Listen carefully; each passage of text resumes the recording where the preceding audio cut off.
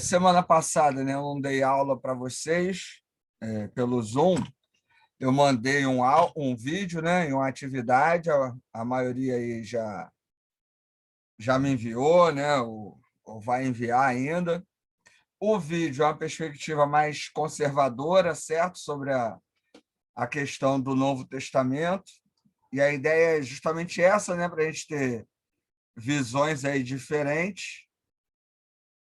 E aí, sempre que eu não puder dar aula pelo Zoom, geralmente eu vou mandar um vídeo com uma visão diferente da minha, que aí é legal que vocês, né, têm também acesso a outras ideias, né?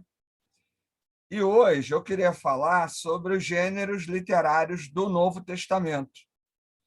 A gente já falou um pouco sobre isso, só que é um assunto que tem bastante coisa, né? Então, eu queria falar um pouco sobre isso, não apenas sobre os evangelhos, né, que são os 4 primeiros livros, mas também de Apocalipse, né, das cartas e aí por diante. Por que entender os gêneros literários do Novo Testamento é importante? Da mesma forma que é importante entender os gêneros literários do Antigo Testamento. Quando a gente estava estudando esse processo de formação do Antigo Testamento, eu falei, por exemplo, da mitologia, né, em torno da criação do homem, da criação do mundo, né, dos contos babilônicos, persas, do dilúvio, né, de que cada religião, cada cultura, cada região tem uma perspectiva, tem um conto, tem uma mitologia, tem uma história sobre a criação do mundo, do homem, do dilúvio e aí por diante. E entendendo esses gêneros literários, a gente pode trabalhar melhor a questão da literatura, né? Eu vou trabalhar um livro de Salmos. Eu sei que o Salmo não é um texto doutrinário, ele é um texto, né, de louvor, né, de adoração, são cânticos. Então, eu não posso estabelecer uma doutrina a partir do livro de Salmos. Muita gente, antigamente, para falar contra as palmas, né, que não podia bater palmas, aí usava salmos. Aí tinha gente que, para falar que tinha que bater palmas, aí também usava salmos. Tem um texto lá que fala de palmeira, lá, aí o pessoal usava e interpretava cada um da sua maneira. Só que é, né, uma leitura extremamente superficial em cima de um texto que não é feito para isso, né? Da mesma forma, os textos da lei, né, da lei judaica, a pessoa dizia que tinha que cumprir a lei, mas ela comia carne de porco, né? E aí por diante. Então, entender o gênero literário é importante para que a gente possa estabelecer uma interpretação adequada. Mesma coisa no Novo Testamento. No Novo Testamento, os gêneros literários são mais simples, tirando o Apocalipse, que pertence à apocalíptica judaica, e eu falei que quando eu fosse falar da apocalíptica judaica, eu iria falar do livro de Apocalipse e do livro de Daniel, porque eles são os dois grandes representantes sobre isso. Já falei, inclusive, né, do Evangelho de Mateus, capítulo 24, né, que representa esse gênero apocalíptico. A gente já comentou um pouco sobre isso e a gente vai continuar falando, então, sobre essa questão dos gêneros. Uma dica aí de material que eu gostaria de dar para vocês, deixa eu aumentar aqui a minha tela, seria essa introdução aqui ao Novo Testamento, que é do Kimmel. Nessa introdução, ele vai falar, obviamente, né, dos livros do Novo Testamento e dos gêneros literários. Por exemplo, ele é um dos poucos autores do Novo Testamento que faz a separação entre epístola e carta. E aí ele diz que esses dois gêneros literários são diferentes. E aí a estrutura é diferente, a ideia é diferente, então a interpretação também acaba sendo diferente. E aí a gente vai conversar sobre isso. Um livro que a gente já conhece é esse aqui, né? Palavra de Deus, Palavra da Gente. Eu trabalhei também no Antigo Testamento, né, esse livro com vocês, e continua no Novo. Ele vai falar sobre vários gêneros, né, na literatura bíblica, do Antigo e do Novo, então é um livrinho que vale a pena ter aí para poder trabalhar essas perspectivas. Lembrando que esses livros eu vou tirar foto e jogo lá no grupo do WhatsApp, né? E aí, você querendo adquirir, querendo ler, fica à vontade. Lembrando que não é obrigatório, né? Só sugestão. E tem esse aqui, ó, os hinos do Novo Testamento. Os hinos são textos de cânticos que eram entoados pelos grupos, né, cristãos e foram incorporados aos textos do Novo Testamento. Nós temos Filipenses, né, 2, de 5 a 11, que é um hino aí bem conhecido. Nós temos o Cântico de Maria, de Isabel, né, e vários outros, eu vou comentar daqui a pouco, vou dar uma lida rápida com vocês nesse livro.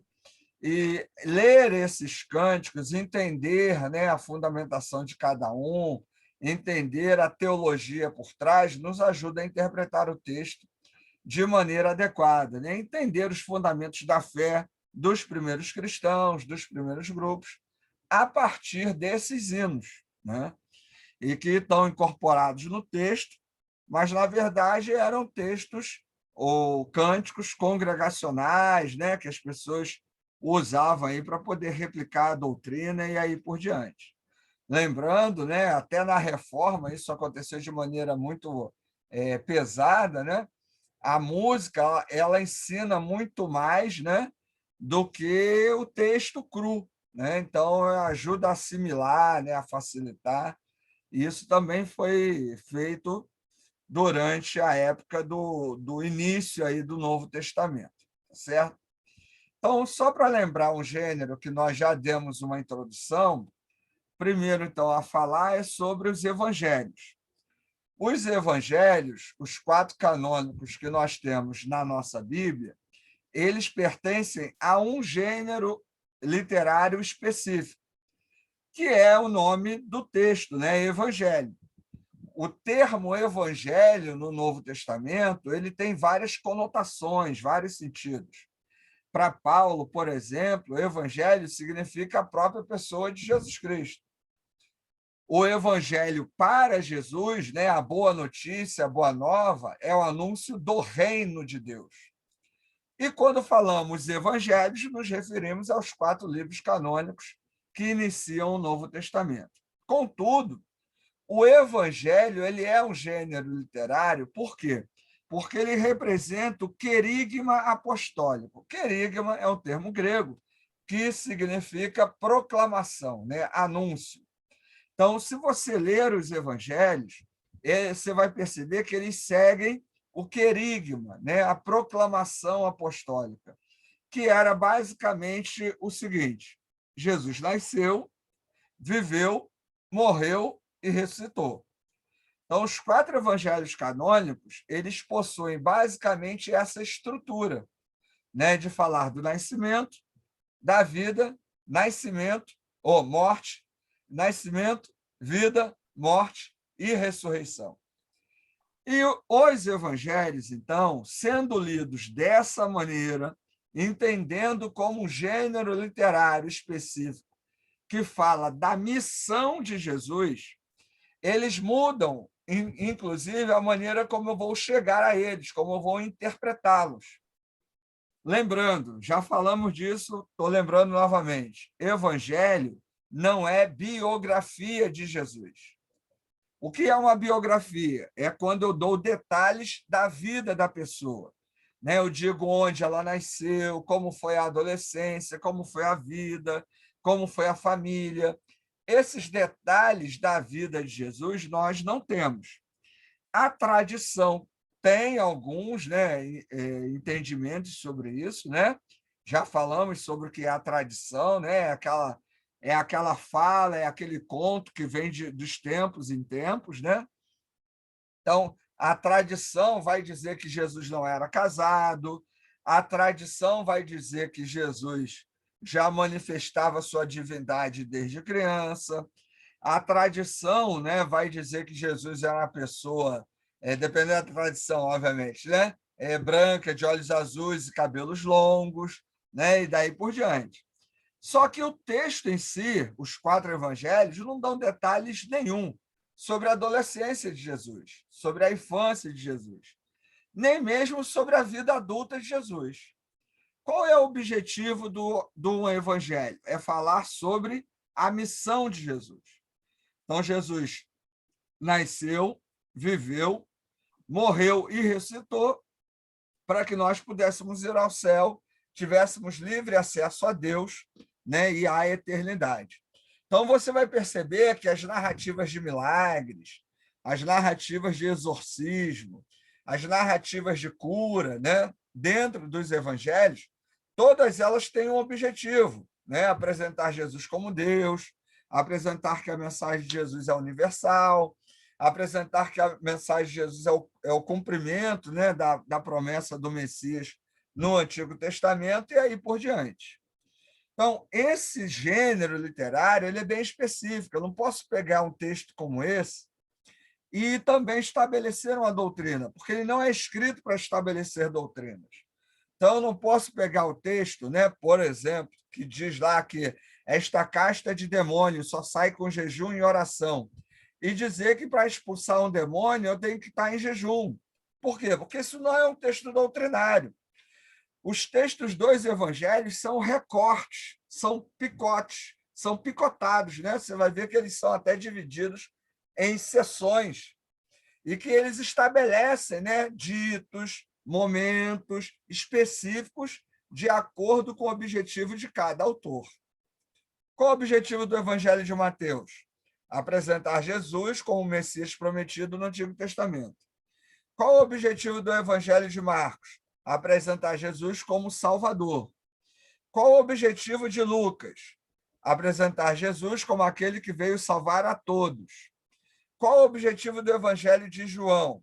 Apresentar Jesus como Filho de Deus e como Deus. Então, cada um desses evangelhos vai separar ditos, milagres, momentos da vida de Jesus para poder responder, né? Para poder apresentar esse objetivo principal. Então, nós temos passagens que são paralelas, mas temos passagens que também são diferentes. Temos passagens que falam de um mesmo assunto e de maneiras diferentes. E aí, até para estudar... Calma aí, deixa eu pegar um livro aqui.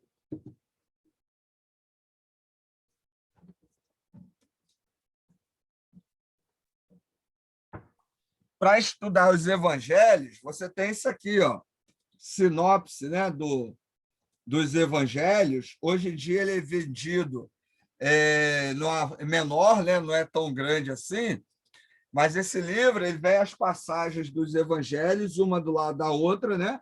Isso dos evangelhos sinóticos, tá? O que são os evangelhos sinóticos? Mateus, Marcos e Lucas.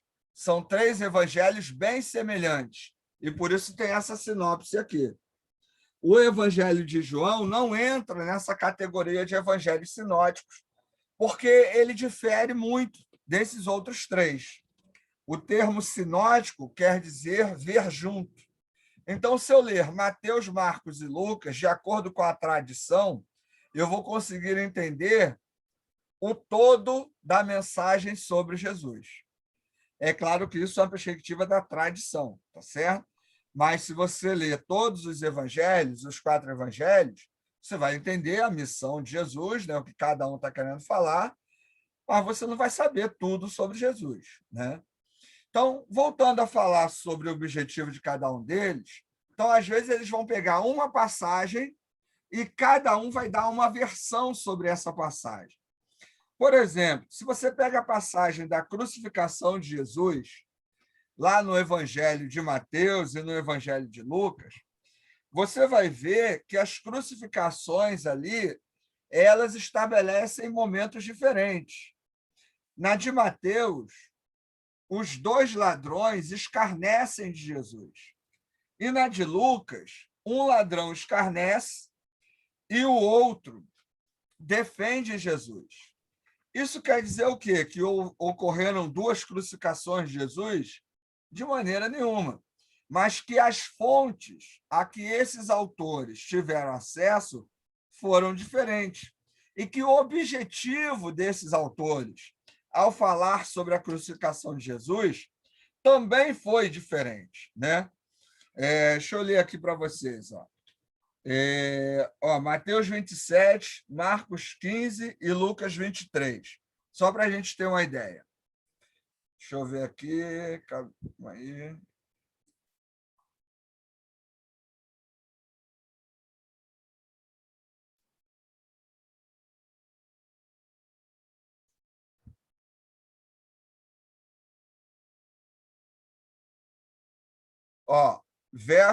Mateus 27, verso 44. E os mesmos impropérios lhe diziam também os ladrões que haviam sido crucificados com ele. Né? O verso antes vai falar que os sacerdotes, os escribas e as pessoas do povo estavam ali xingando Jesus, fazendo chacota e assim por diante. Já em Lucas, nós temos o seguinte, Lucas 37,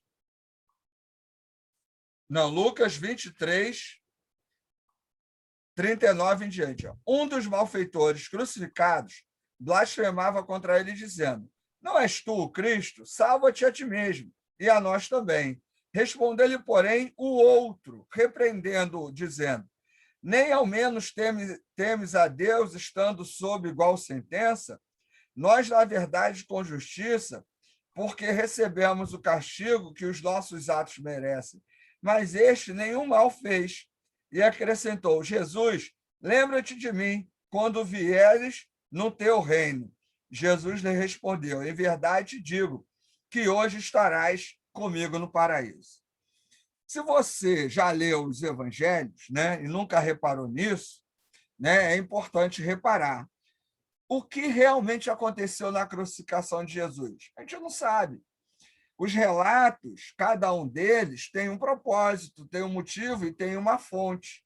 Por isso que eu estou dizendo, não é uma biografia. Esse é um texto que quer apresentar uma mensagem. Qual é a mensagem de Mateus? Jesus é o Messias prometido no Antigo Testamento. E para o ladrão, aquele que roubou, aquele que não se arrependeu, qual é o castigo? A condenação. Então, os judeus, os romanos, né, as pessoas, todo mundo condenou Jesus. Ninguém teve piedade, ninguém se arrependeu. Então, Jesus precisava morrer para cumprir a promessa feita no Antigo Testamento, de acordo com o Evangelho conforme Mateus. E o Evangelho de Lucas? O Evangelho de Lucas ele tem uma linguagem mais universal. É a salvação que é para todos. Não é apenas para o judeu. É para o judeu, é para o grego, é para o gentil, é para o homem, é para a mulher, é para todas as pessoas. É inclusive para o pecador que se arrepende. E aí Lucas vai usar uma fonte onde diz que um dos malfeitores se arrependeu. Aí você pode dizer, mas Ricardo, em vez de ter 2 ladrões, podiam ter 4. E aí, né, 3 falaram mal, um foi lá e se arrependeu. A gente não vai ter acesso a isso, não vai saber disso.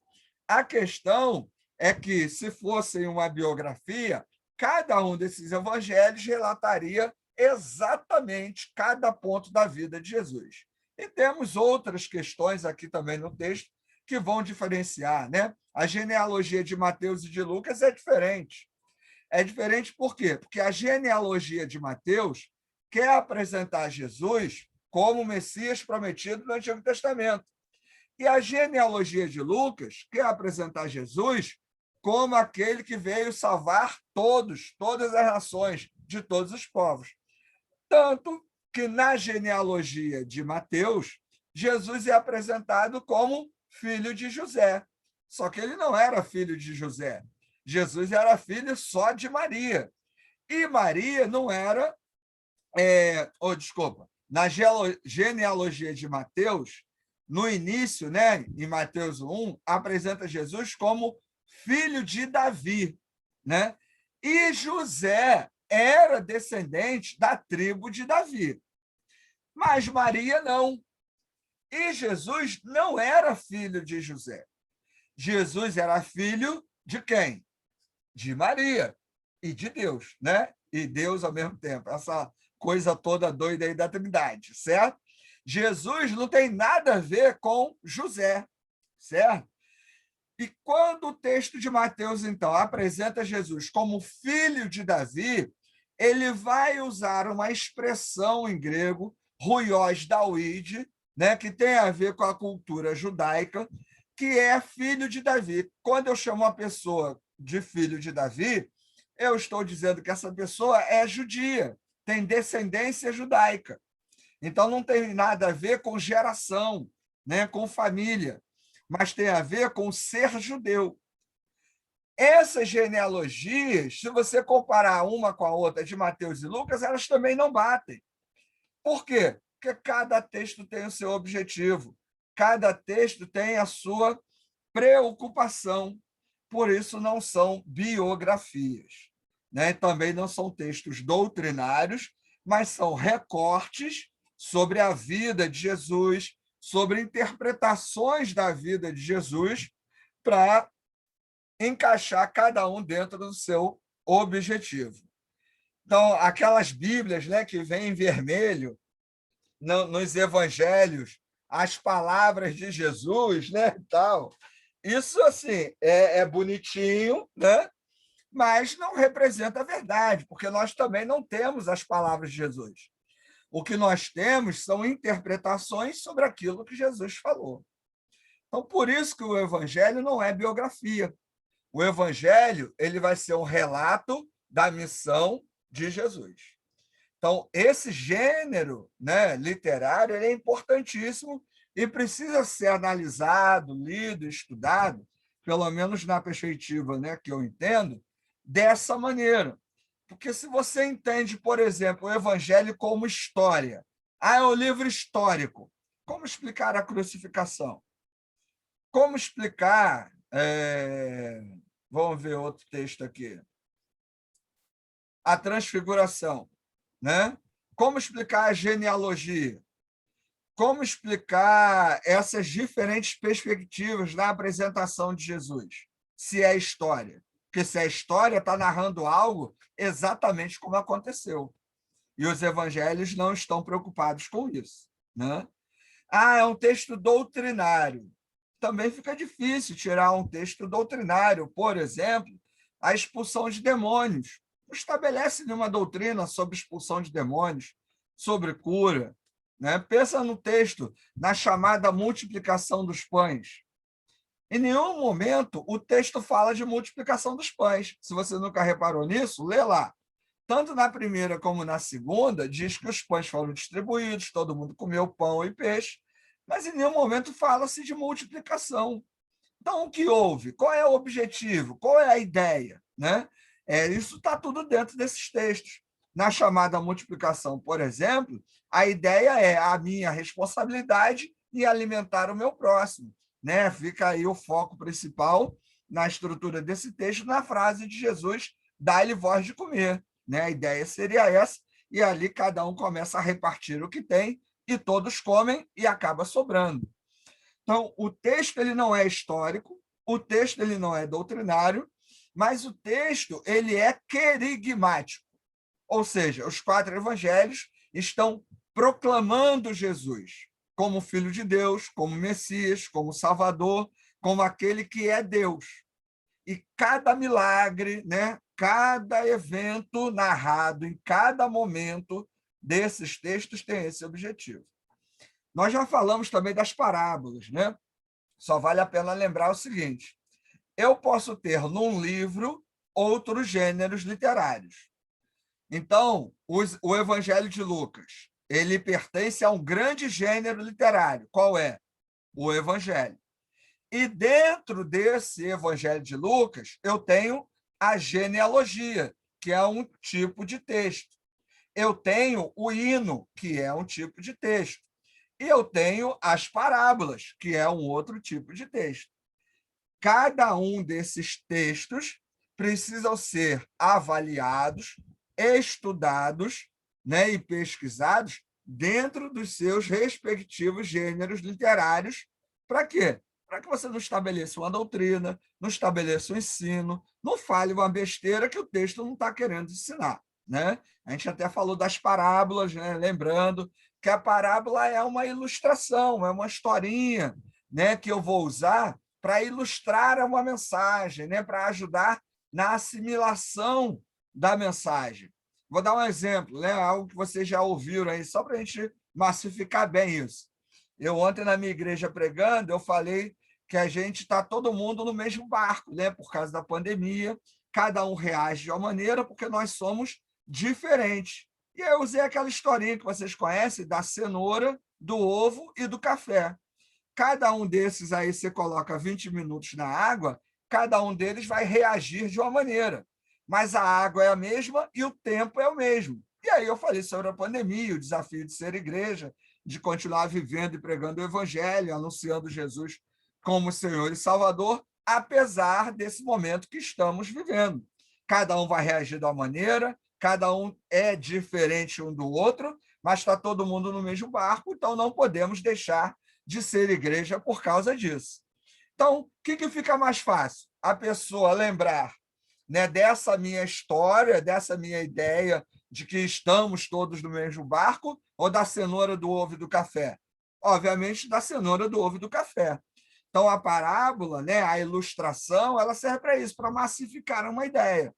A gente faz isso até hoje, Jesus também fazia isso, né? O Antigo Testamento também fazia isso, como nós já falamos, certo?